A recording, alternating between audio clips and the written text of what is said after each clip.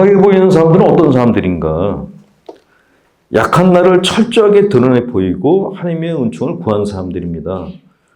밤새도록 약한 나의 밑바닥까지 다 드러내어 더 이상 드러낼 것 없는 사람들은 밑바닥을 치고 올라갈 일밖에는 없다는 것입니다. 그러니까 세상에서 가장 강한 사람은 역설적으로 자기가 가장 약한 사람임을 주님 앞에서 고백하는 사람이란 것입니다. 강한 척하지 마시고 자기가 약한 것을 미워하거나 역겨워하지 마십시오. 하나님 앞에서 가장 강한 사람은 아무도 없다는 사실을 잊지 마시고 약한 나를 드러내면서 사는 것이 강하게 사는 방법입니다. 그래요. 배가 갈릴리 호수에서 풍랑이 휘몰아쳐가지고 배가 막 흔들렸어요. 그때 주님은 주무시고 계셨고 제자들이 막 당황해가지고 외쳤어요. 주님께 살려달라고. 주님이 깨시더니 믿음이 약한 자들아 야단을 치고 풍랑을 잠재우셨다 그랬어요. 그를 두고두고 교회에서는 제자들의 믿음의 약함을 탓하는 그런 강론을 해왔습니다. 근데 제자들이 그때 만약 예수님을 안 깨웠으면 어떤 일이 생겼을까요? 빠져 죽진 않았겠죠. 예수님이 누워 계시니까. 그 대신 트라우마가 생겼을 거예요. 잠잠해질 때까지 배가 흔들렸을 테니까 다시는 배를 타지 못하는 트라우마를 가졌을 겁니다. 불안함? 강물만 보면 불안해지는 증세도 가졌을 거예요. 일종의 트라우마에 시달렸을 텐데 제자들이 영리했어요. 예수님을 부르고 살려달라고 외쳤습니다. 그게 약한 자의 기도라는 거예요. 기도를 할 때 흔들림 없는 믿음을 가지고 기도하는 것, 이게 꼭 좋은 것만은 아니에요. 내가 불안할 때는 일단은 살려달라고 그러죠. 외치셔야죠. 외쳐야지 당신도 움직이죠. 짜증을 내건 말건 그거는 주님 문제고 십자가에 매달려 아니 신자분 중에 정말 그런 분 계세요. 내가 성당 가서 기도하고 싶은데 주님이 십자가에 매달려 계시는데 내가 어떻게 전보다 더 별거 아닌 문제 가지고 기도할 수 있겠냐고. 참 그렇게 주님 걱정을 갖다 그렇게 하시는 그런 자매님들을 뵈면은 참 이게 주님 보시기에 기특한 건지 뭔지 잘 모르겠는데 예수님이 세상에 오신 이유가 뭐예요? 우리를 위해서 오셨잖아요. 당신이 우리를 지켜주겠다고 오셨잖아요. 약속하셨고 그럼 우리는 당연히 그분을 또 우리 보드가드로 삼고 우리가 급할 때는 매달려야죠. 언제까지 매달려요? 고개를 드실 때까지. 그렇게 고개 숙여 있지 말고 고개 좀 들어보라고 소리를 질러보시라고. 자기 자신의 약한 날 드러내는 것과 자기 연민에 빠지는 것은 다르다고 얘기합니다. 자기 연민에 잘 빠지는 사람들이 있습니다. 이들은 자기 파멸적인 결과를 상상하면서 그것을 즐기는 사람들입니다. 내가 뭐가 잘 안 됐어. 근데 그 얘기를 동네방네 다니면서 얘기하는 거예요. 근데 처음에는 들어줄만 한데 이게 한 달이 가도 같은 얘기, 두 달이 가도 같은 얘기, 몇 달에 가도 같은 얘기면은 그 다음에 들어주는 사람들이 슬슬 도망가기 시작해요. 근데도 그거를 포기를 못하는 분들이 있습니다.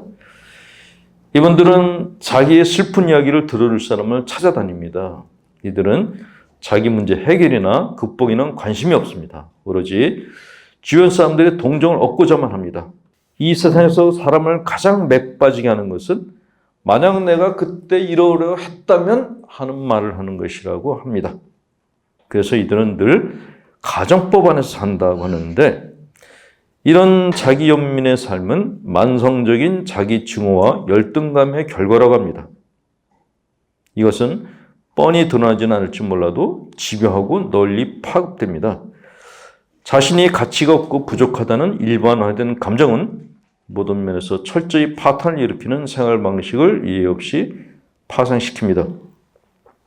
가장 소극적이라 여겨지는 자기 증오의 양상이 흔히 가장 만성적이고 나쁜 결과를 야기할지 모른다는 것입니다. 예전에 오래전에 어떤 작가분이 이제 자식을 잃었어요. 이분이 이제 신자분이어서 수련에 들어가서 피정을 하면서 마음을 달래려고 그러셨대요. 근데 만나는 스님마다 만나가지고 이제 내가 자식을 잃었다고 자식 잃은 엄마의 슬픔을 갖다 이제 토로하셨대요. 근데 슬픈 얘기는 저는 이제 상담을 하면서 전 느낀 건데 상대방의 슬픈 얘기 하는 거는 1시간 좀 들어주면 그게 땡이에요. 이 1시간 넘어가면 그때부터 머리가 아프기 시작해요. 3시간 되면은 내가 무슨 얘기를 듣는지 기억도 안 나요.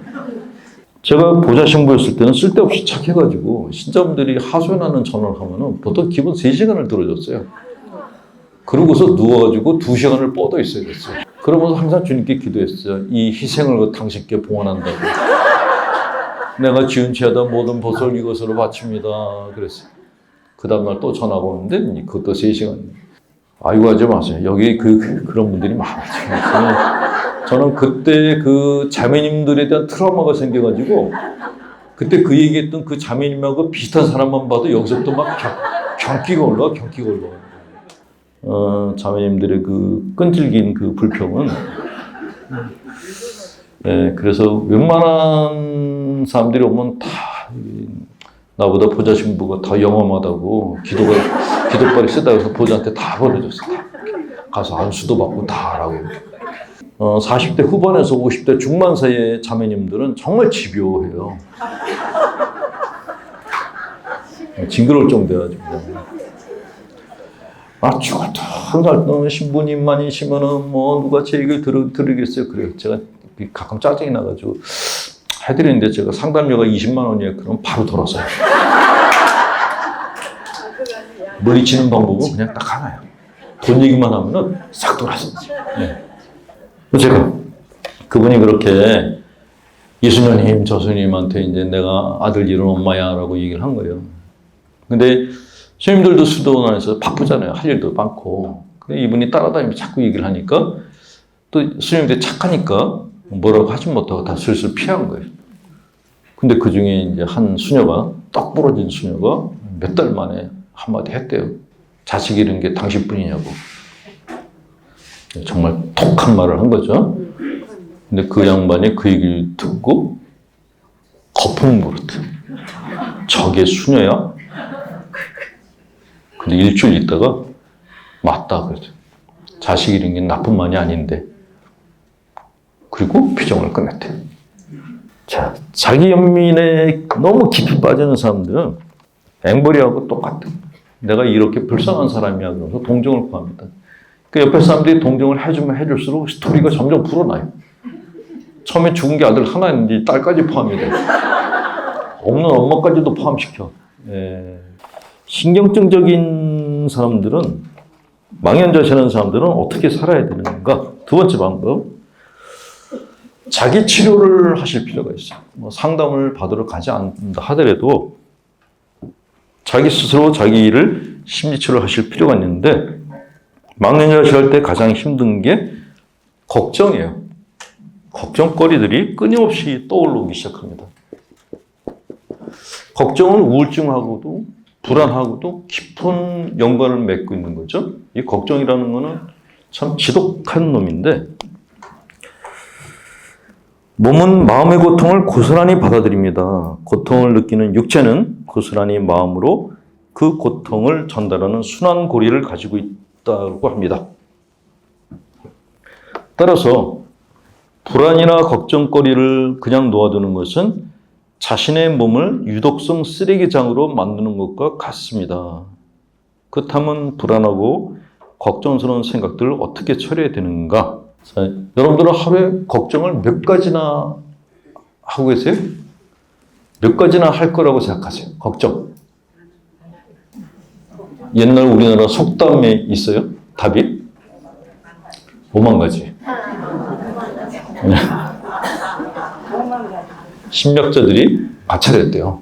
많은 사람들 모아놓고 걱정거리를 써보라 그랬더니 하루 평균 5만 개의 걱정을 한대요.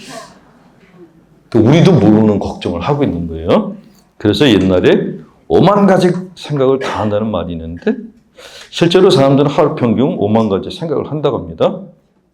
대부분이 분노, 두려움, 비관적, 걱정스러운 생각들이라는 것이죠. 자, 그런데 우리가 어떤 생각을 하든지 간에 그거는 그냥 생각에 지나지 않는다는 거예요. 내가 걱정하고 있는 것 중에서 실제로 일어나는 게 몇 프로나 될까요? 만약에 예를 들어서 비행기 타고 여행 가려고 그래요. 근데 에티오피아 비행기가 떨어졌대. 자, 에티오피아 비행기가 떨어졌는데 나도 내가 탄 비행기가 떨어질 확률은 몇 프로나 될까요? 모르죠. 근데 5만 가지 생각을 다 하는 거예요. 그때부터. 떨어질지도 몰라부터 뭐 재산 정리를 하고 해야 되나 말아야 되나 뭐 별의별 생각을 다 하는 거예요. 그게 사람이에요. 다시 말씀드리지만 우리가 어떤 생각을 하든 그것은 단지 생각에 지나지 않는다부터 생각하세요. 걱정이 막 떠오를 때 이 걱정이 우리한테 주는 안 좋은 걱정이 하나가 뭐냐면 이게 현실이다라는 그런 걸 자꾸 넣어주려고 그래요.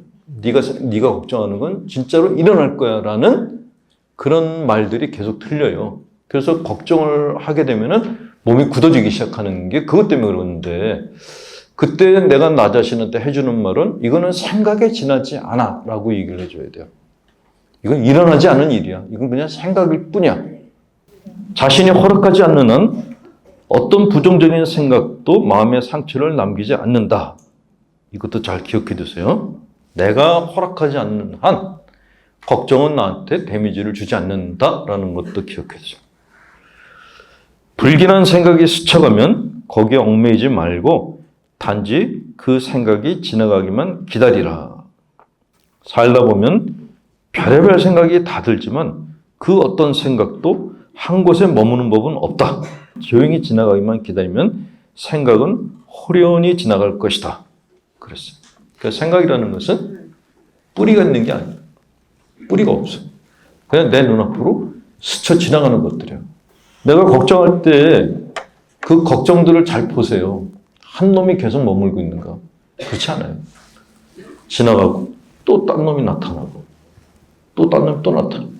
근데 얘들이 뿌리가 없어요. 내 앞에 오래 머물지를 못해요. 근데 우리는 앞에 나오는 놈을 보고 경악을 하고 그 놈이 지나고 딴 놈이 나타나는데 또 경악을 하는 거예요. 근데 그거는 얘들은 그냥 생각 없는, 뿌리가 없는 그냥 생각일 뿐이에요. 허상일 뿐이에요. 그러니까 불교에서 스님들 명상 훈련 시킬 때 자기 앞에 지나가는 허상들을 따라가지 말라고 얘기하는데 심시로도 똑같이 얘기합니다. 생각이 허상인데 그거를 쫓아가게 되면은 그 허상 같은 생각이 나를 갖다가 그때부터 잡아먹기 시작해요. 그 부정적인 생각이 갖고 있는 아주 고약한 특성이죠. 따라가시면 안 돼요.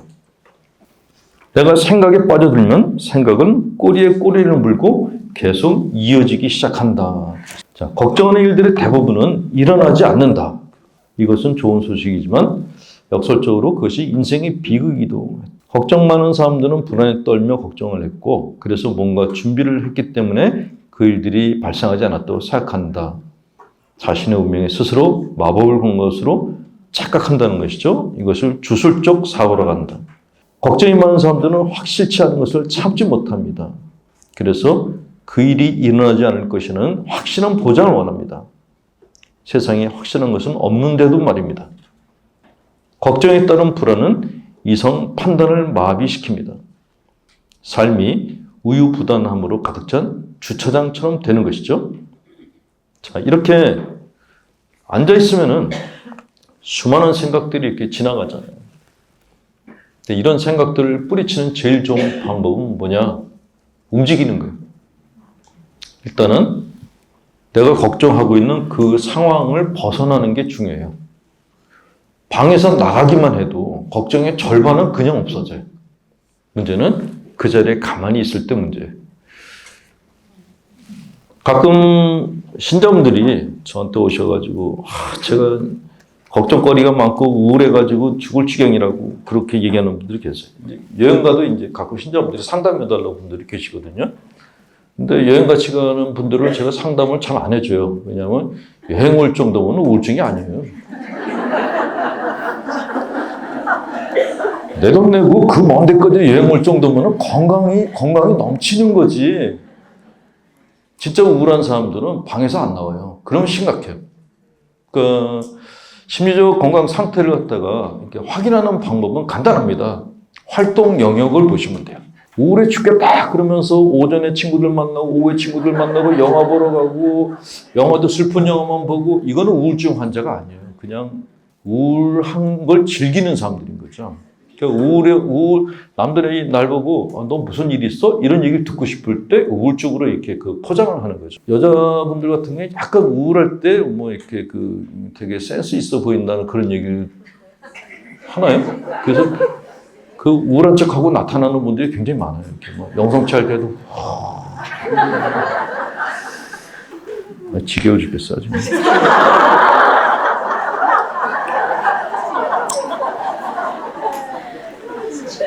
간식을 먹으면서 내가 애 때문에 걱정이라고. 그때 막 짜증이 나는 거예요, 그냥. 애한테 야단칠 때도 저렇게 했구나. 너 이 새끼 공부 안 하고 네 애비처럼 되려고 그러는 거야. 너 때문에 내가 말라 죽어. 그러면서 눈앞에 빤히 보이는 거예요, 이게. 네, 걱정은 가만히 있을 때 얘가 2, 4, 6, 8, 10 이렇게 커져요. 걱정은. 희한하죠? 안 움직일 때 커져요. 근데 움직이면은 줄어들기 시작해요. 그래서 우울한 생각이나 걱정거리들이 많이 생겼을 때는 일단 걔네들이 떨어나갈 때까지 걸어가시는 게 좋아요. 그래도 얘들이 안 떨어진다.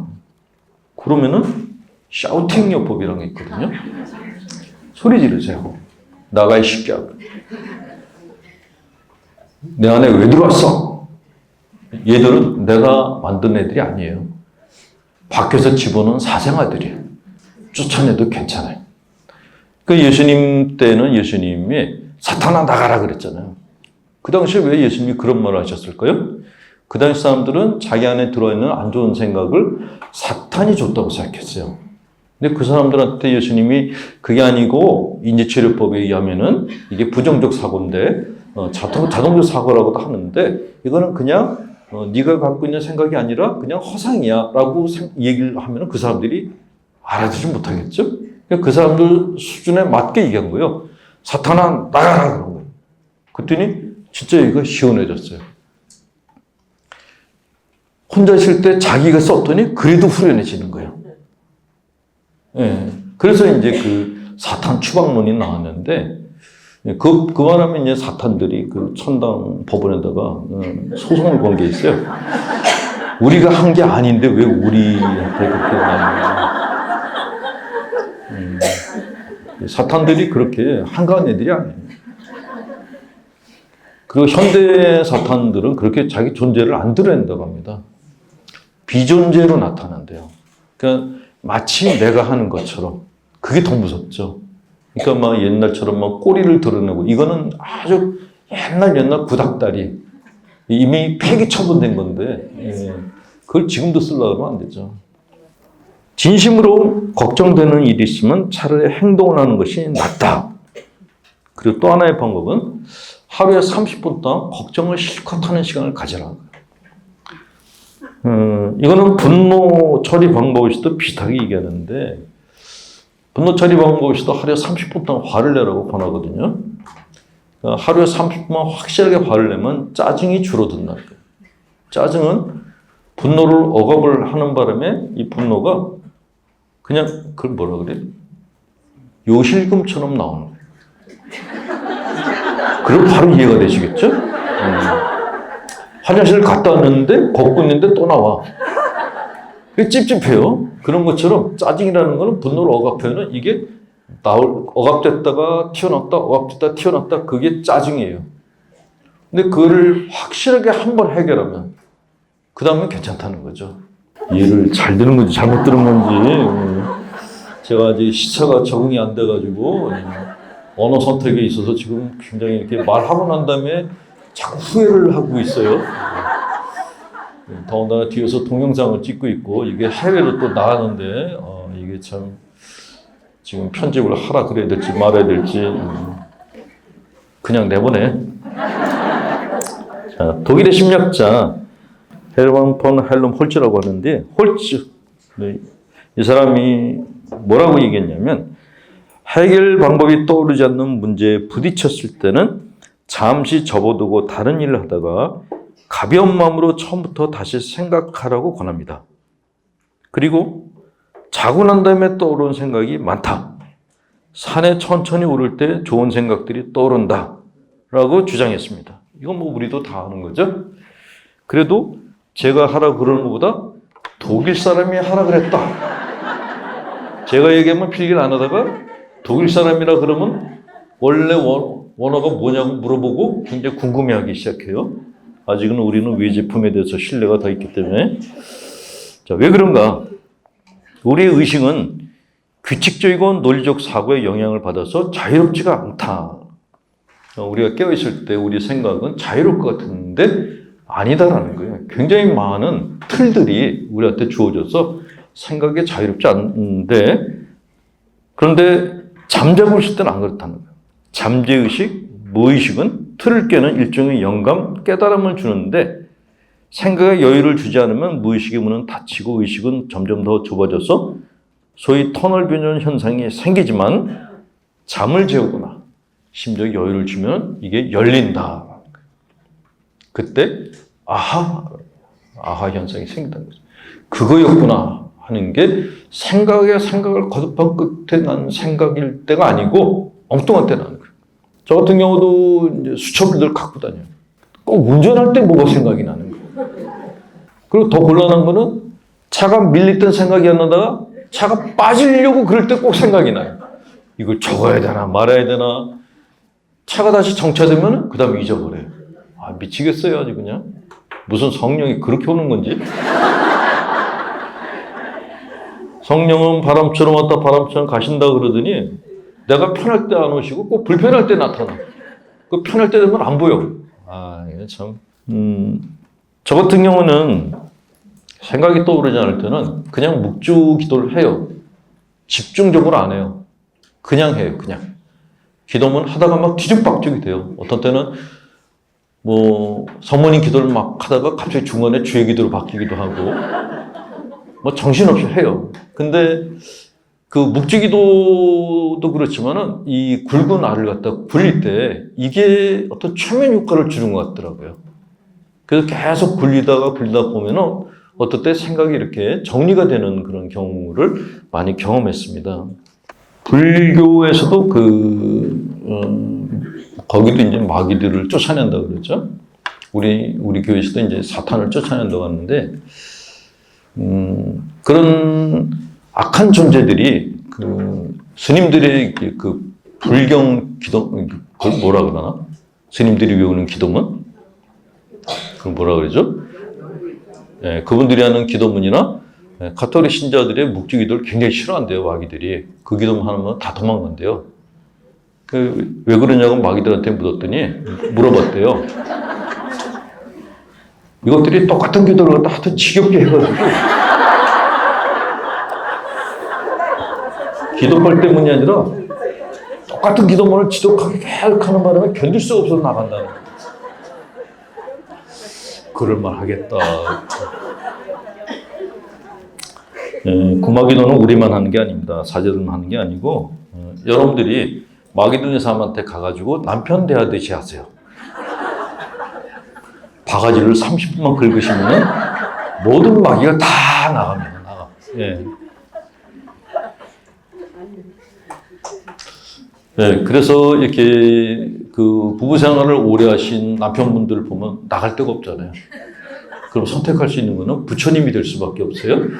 되게 나이가 50대, 60대신 형제님들 보면 얼굴이 귀가 길어지고 얼굴이 부처님 얼굴이 되기 시작합니다. 부인이 뭐라 그래도 눈을 콕.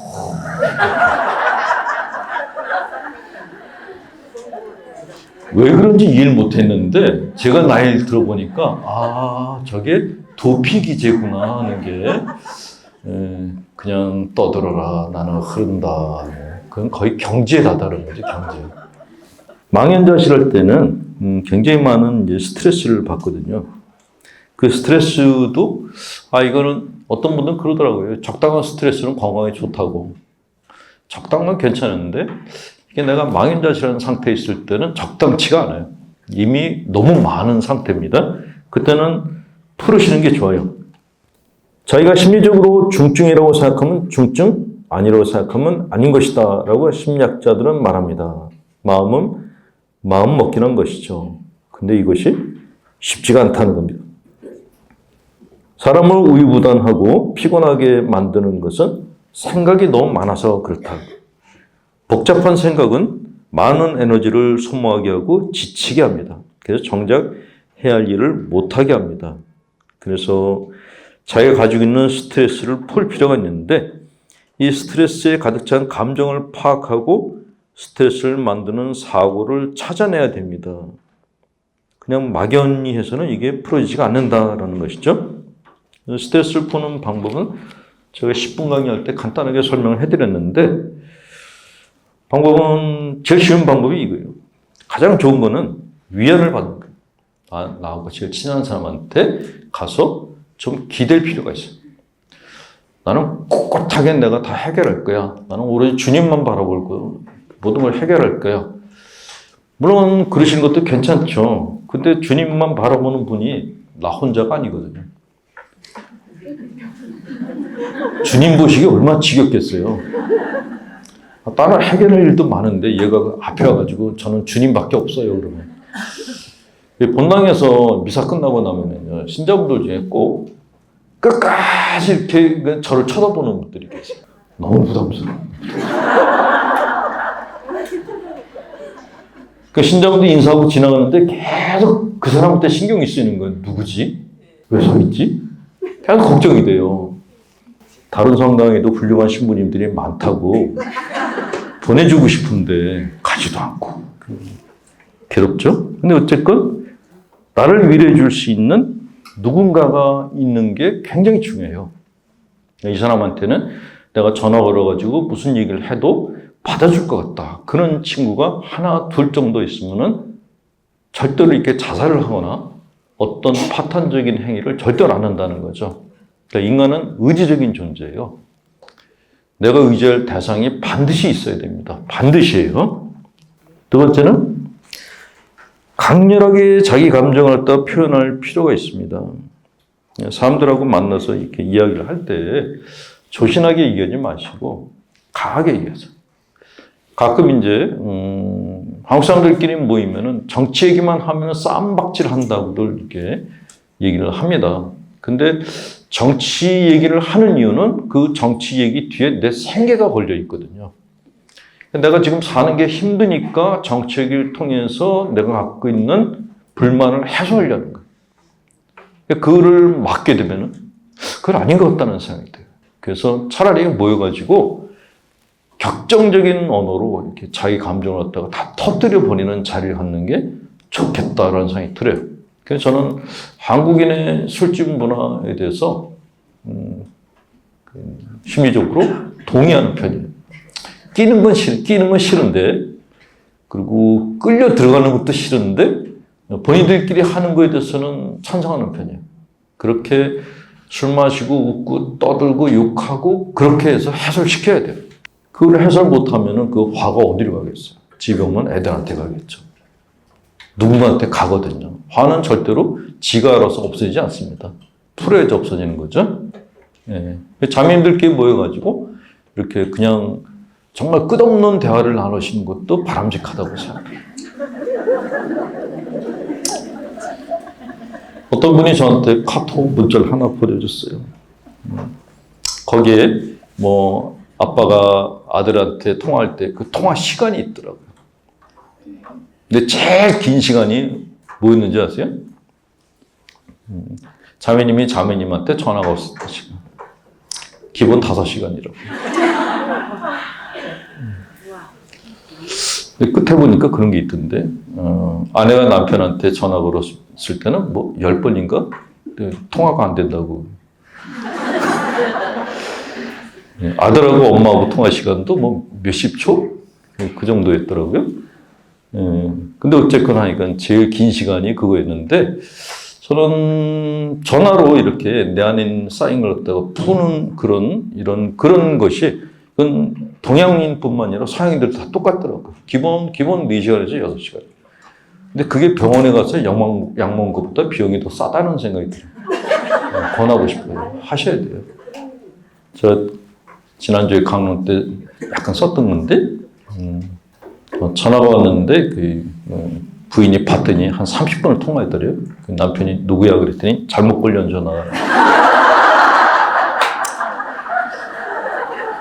이번에 누가 집에서 문을 갖다 두들겨 드려요.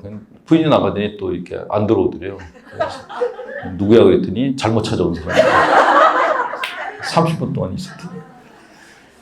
근데 여성분들이 갖고 있는 그런 이게 대화의 그런 자질들이 사실은 심리치료하는데 굉장히 도움이 많이 돼요. 인간은 마음속에 굉장히 많은 감정을 갖고 있는 존재거든요. 그래서 그 감정을 갖다가 충분히 표현하시는 것이 제일 좋아요. 근데 우리나라에서는 남자들이 이 유교적인 관습 때문에 말을 많이 하면은 찍혀요. 신부들은 더해요. 신학교에서는 낮에는 소침묵, 밤에는 대침묵을 지키라고. 소하고 대하고 구분이 잘 안 되는데, 그러니까 대침묵은 뭐냐면 아예 남 친구들 방문하지 말고 입 닥치고 자거나 공부하는 거고, 낮에는 소침묵은 필요한 말만 하라는 거예요. 그러다 보니까 신학교에서 이렇게 말할 기회가 없어요. 말을 좀 하면은, 말을 하면은 꼭 뭐라 그러는지 알아요? 쟤는 꼭 목사 같아 그래요. 아니 그 애꿎은 목사님들은 왜 들먹어요? 그러니까 목사님이 되는 분들 보면은 말을 잘할 수밖에 없겠더라고요. 제가 부제품 피정 받을 때 수원에 있는 어떤 피정센터를 들어갔는데 거기에 이제 그 목사 안수 받기 전에 분들이 들어오셔서 그분들도 피정을 하고 나갔대요. 근데 관리인이 그러더라고요. 아, 신부님들하고 그분들하고는 정반대예요 그러는 거예요. 그러니까 신부님들은 말들을 안 한대. 밥 먹을 때도 혼자 처먹고 등산할 때 같이 걸어놓은 건데 아무 말 없이 그냥 하루 종일 그냥 입을 닥치고 있는데, 근데 목사님들은 산에 가면 3시간 동안 혼자서 설교하는 연습을 한대요. 저기다 대고 막 설교한대요. 그러니까 그분들이 설교를 잘하는 거예요. 신부들은, 새 신부들 강론하는 거 보셨죠? 그냥 읽어. 하느님은 전능하시고 사랑이시고, 본인도 모르는 말 갖다 막 합니다. 근데 그 똑똑한 애들이 그렇게 할 거예요. 이렇게. 침묵을 지키다 보니까 말하는 걸 잊어버린 거예요. 근데 너무 많은 침묵은 사실 말을 잘하고 많이 하는 사람들이 자기 자신을 갖다 치료하는 수단입니다. 근데 이게 항상 지키라 그러면 문제가 발생하기 시작해요. 참 그렇죠. 강렬한 감정 표현을 하시는 게 중요하고, 저는 그런 의미에서 개신교에서 새벽에 통성기도 하는 게 괜찮다고 생각해요. 저희들도 이렇게 했으면 좋겠다라는 생각을 가끔 하는데, 동네에서 민원이 들어온다고 안 된다고 그러더라고요. 긴장 제거 활동을 하는 것도 중요하죠. 우리가 소위 얘기하는 철싹거린다 그러잖아요. 사람들하고 대화할 때 다리를 떠는 사람도 있어. 앞에서 점잖은데 밑에서 다리가 떨고 있어. 발바닥을 막 이래. 어떤 사람은 볼펜을 계속 돌려 이렇게. 그렇게 하는 이유가 뭘까? 자기도 모르게 그러고 있는 거예요. 저 같은 경우는 긴장하면 계속 눈을 깜빡거려요. 어떤 분이 그랬어요. 윙크 좀 그만하라고. 아, 이거 내가 하고 싶어서 하는 건가? 피곤하고 긴장하면은 몸의 어딘가를 통해서 긴장을 풀고 싶어요. 그래서 우리는 자기도 모르게 발을 동동 구르거나 손가락을 딱딱거리거나 그러는데, 그게 스트레스를 푸는 데는 그게 중요하다고 얘기를 합니다. 꼼짝 안 하고 있으면 그대로 쓰러지는 거예요. 움직이라고 얘기를 하죠. 생각도 움직이고 말도 많이 하시고. 망연자실을 했을 때 우리는 내 삶이 내 거가 아니라는 생각이, 내가 누구한테 끌려가는 것 같은 생각이 들어요. 내가 어디로 가지? 앞으로 어떻게 되지? 그거는 지금 내 삶이 내 거가 아니라는 거예요. 근데 그 생각 자체가 너무 위험해요. 내 삶을 결정짓는 거는 나예요. 다른 사람이 내 삶을 결정짓게 두면 안 됩니다. 그래서 이렇게 망연자실 할 때 어떤 사람이 되라 그러냐면 셀프 리더가 되라. 다른 사람이 나한테 너 잘할 수 있어 이렇게 얘기하는 거하고, 내가 나한테 너 잘할 수 있어 얘기하는 거는 전혀 다른 거예요. 남이 나한테 잘할 수 있어 이런 말은 수백 번도 더 들어요. 그렇지만 그 말이 나한테 느낌이 오진 않아요. 근데 내가 나한테 너 잘할 수 있어 그러면 안에서 뭐가 이렇게 움직이기 시작합니다. 셀프 리더가 그거예요.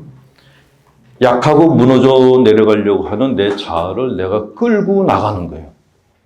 저는 이렇게 사는 사람이야말로 정말 진정한 전사라고 생각됩니다. 내가 나를 컨트롤할 수 있는 것보다 더 큰 일은 없다고 생각돼요.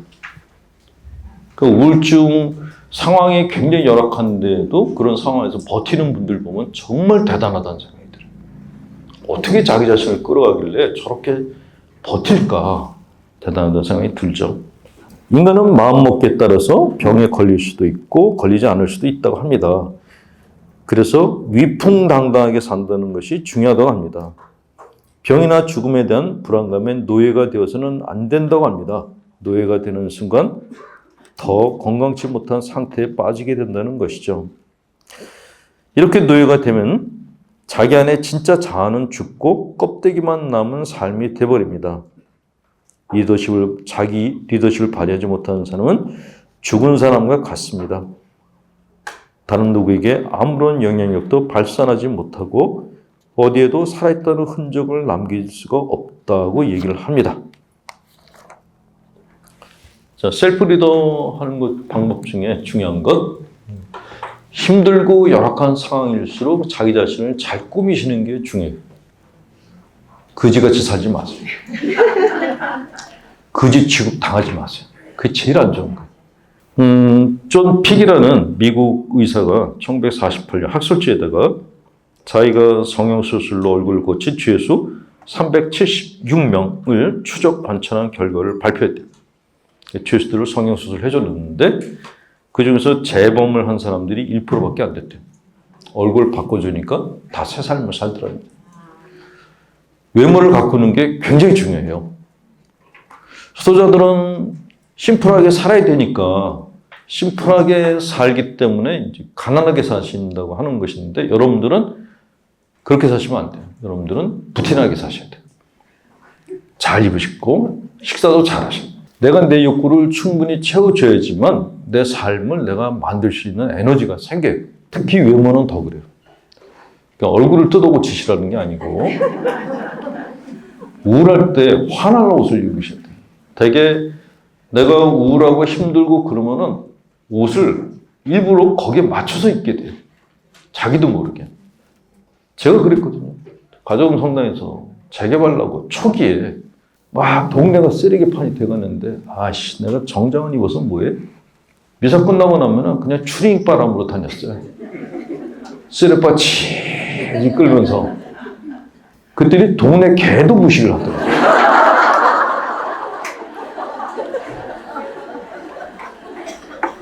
그렇게 안 꾸미고 사니까 몸에서 쓰레기 냄새가 나더라고요. 이건 아닌데 그런 생각을 했어요. 그러다가 책을 봤더니 이 존 픽이라는 사람의 글을 보고서 아 이거구나.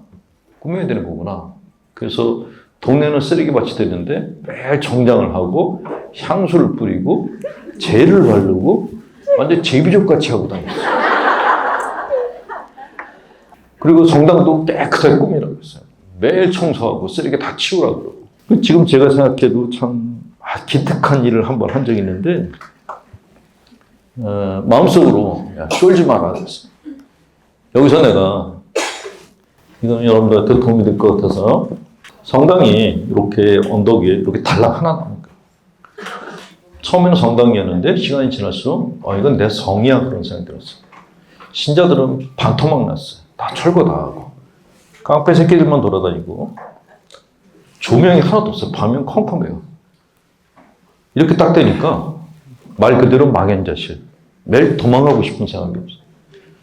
어디 수도원 가가지고 피했으면 좋겠다. 근데 여기를 책임질 사람이 누구지? 나밖에 없는 거예요. 나 대신 이걸 맡아줄 사람이 있으면 좋겠다는 생각이 아주 굴뚝 같았어요. 굴뚝 같았어요. 근데 현실적으로는 올 사람이 없는 거예요. 나밖에. 그러니까 처음에는 계속 빌빌빌 집에 들어가기 싫어가지고 밖에서 빌빌빌 돌아다녔어요. 쓰레바짝 끌면서. 근데 어느 날 인생이 너무 불쌍해 보이는 거예요, 내 인생이.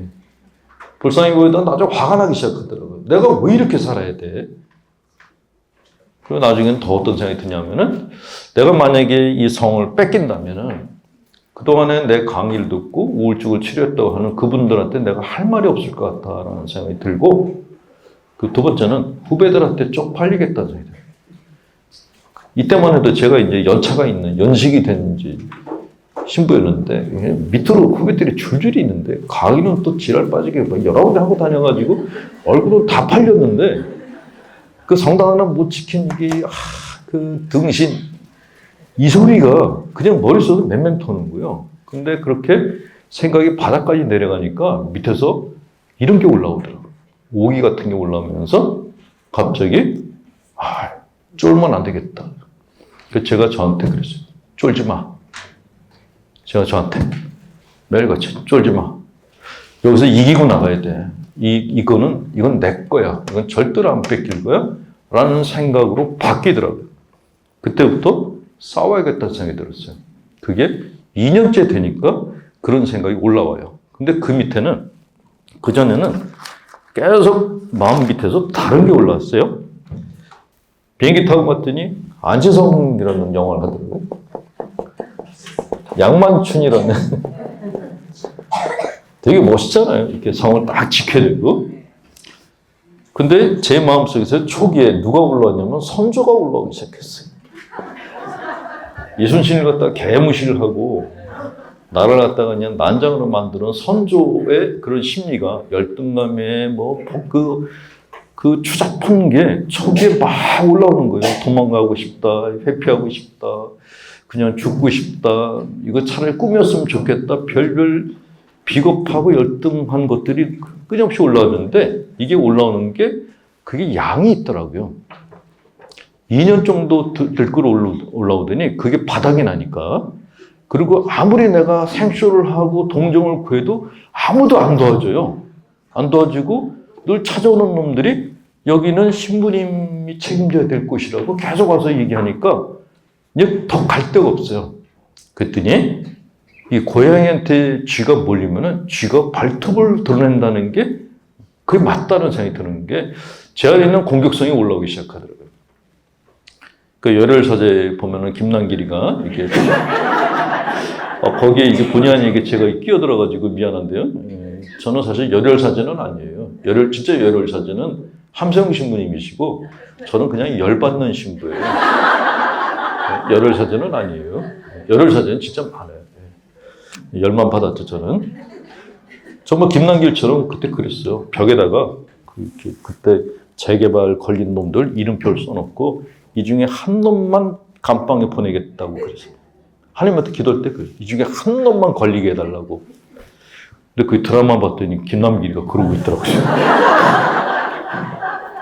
저는 현장에서 정말 그랬거든요. 이 중에 한 놈만 잡게 해달라고.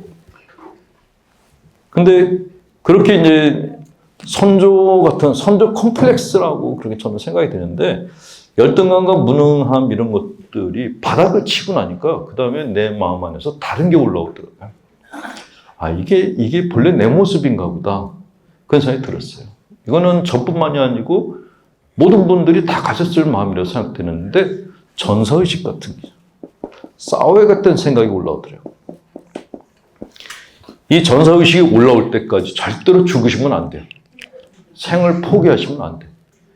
내가 죽을 지경이다라고, 바닥이야 이제 끝이다라고 생각할 때 조금만 더 내려가세요. 그러면 얘가 올라와요.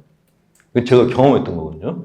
저도 정말 죽고 싶어가지고 차라리 떨어져 죽을까 그랬는데, 내가 자살을 하면은 또 자살 기도 그 보도가 나면은 이게 또 먹잇거리가 될 것 같은 거예요. 근데 교회가 날 갖다 이지껏 키워줬는데 이렇게 해놓고 갈 수는 없어. 그래서 그냥 버텼는데 마지막 가니까 얘가 올라오더라고. 그러면서 이 성을 넘본 놈들은 다 죽여버리겠어. 그 생각이 올라오더라고. 그때부터 식욕이 돌아오더라고.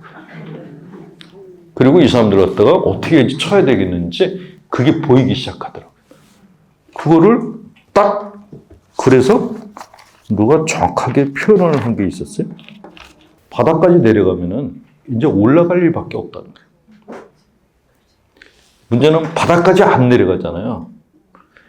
어영부영한 상태에서는 이게 내려가지도 못하고 올라가지도 못한 상태가 돼요. 그게 망연자실이에요. 그러니까 정말 내가 답이 안 보인다 그럴 때는 그냥 밑으로 더 내려가세요. 바닥을 쳐버렸어요. 그럼 올라갑니다. 올라가면 전혀 다른 나를 발견하게 돼요. 저도 제 안에 있는 저를 발견하면서 정말 깜짝 놀랐어요. 내 안에 이런 게 있었나? 나는 맨날 찌질하고 내성적이고 소심한 줄 알았는데 아닌 내가 보이기 시작하더라고요. 그런 내 모습이 된 게 뭔가 그랬더니 이제 지난번 말씀드린 내사라는 게 내 안에 굉장히 많았구나 하는 거 그때 봤죠. 그것들을 쳐내기 시작하고 전쟁을 치르는데 내 안에서의 전쟁과 외부에서 전쟁이 동시에 일어나더라고요. 바깥에 있는 문제를 갖다 해결해야겠다는 생각과 내 안에 있는 문제를 해결해야겠다는 생각이 동시에 올라오더라고요. 돌을 닦고 난 다음에 외부 문제를 해결한다? 이거 아니더라고요. 같이 생기더라고요.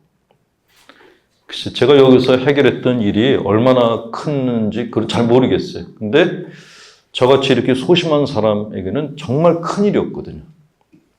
저는 큰 인물이 아니고 작다는 걸 너무 잘 아는데 작은 저한테는 이 사건이 너무나 큰 사건이었고 이걸 통해서 얻은 것도 굉장히 많았어요. 그러니까 옛날 심리학자들이 했던 얘기들, 옛날 전쟁에서 승리했던 장수들이 했던 얘기들이 아 맞구나. 이기는 자가 승자가 아니고 끝까지 버티는 자가 승자야. 그러니까 나한테 주어진 인생은 끝까지 살아보셔야 돼요. 변수는 반드시 있어요. 변수는. 이게 언제까지 이렇게 계속 갈 거야. 그거는 내가 이미 지고 있다는 거예요. 내가 무너져 내리고 있다는 건데 이렇게 내려가다 보면 올라갈 때가 있겠지. 자기 스스로를 자기가 위로하셔야 돼요. 내가 나를 갖다 리드를 하시면은 내 안에 있는 내가 못 보던 자아가 나타나기 시작합니다. 그 다음부터는 걔가 내 인생을 만들어주기 시작해요. 우울하고 힘들 때일수록 자기 자신을 잘 꾸며주셔야 돼요. 잘 먹이시고 잘 입히셔야 돼요. 기분 좋게 해주셔야 돼요. 저 오래전에 분당 신발 때 거의 달동네였거든요. 가정방문을 갔는데 어떤 집은 집 앞에 연탄재가 쌓여 있었어요. 어떤 집은 집 앞에 꽃밭이 있어요. 면적은 똑같은데 연탄재가 많은 집에 들어갔더니 냄새가 쓰레기 냄새 같은 거. 근데 꽃밭을 만들어 놓은 집에 들어갔더니 집은 가난한데 집주인이 옷을 깔끔하게 입고 살고 있더라고요. 같은 동네 바로 옆집이었어요. 그때도 맞아. 사람은 자기 환경을 이쁘게 꾸미고 살아야 돼. 가난하지만 그 사람은 당당하더라고요. 근데 자기 자신을 안 꾸미면은 이상하게 이렇게 하여간 외모를 안 꾸미면은 내면도 무너져요. 제가 발견했던 건 그거예요. 내면을 탄탄하게 하면 외부가 바뀌겠지? 이거는 득도한 사람들 얘기예요. 그러니까 정말 찢어지게 가난하게 가난한 모습으로 돌을 닦은 사람, 특수한 몇몇을 빼놓고는 거의 대부분의 사람들은 자기 외부도 품위 있게 만들 필요가 있어요. 명품 안 사셔도 괜찮아요. 그냥 깨끗하게 자기를 단정하세요.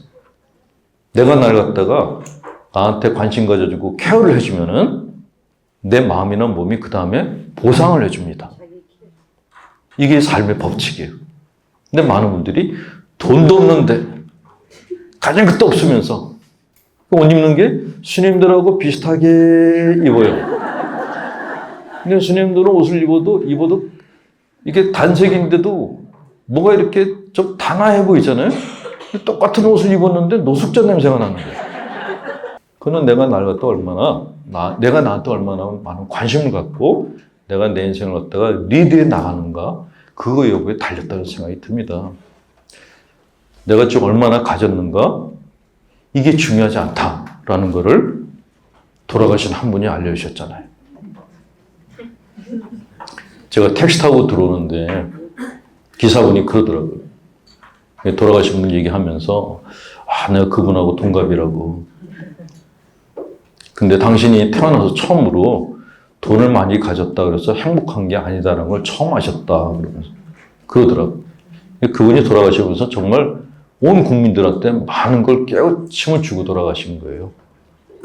재벌이라 그래서 꼭 행복한 건 아니다라는 거를 가르쳐 주고 하셨죠. 내가 물량적으로 재벌이 될 수는 없습니다. 그러나 내가 내 마음을 부자로 만드는 건 가능해요. 방법은 간단해요. 내가 나를 돌봐주기 시작하면 돼요. 그럼 바뀝니다.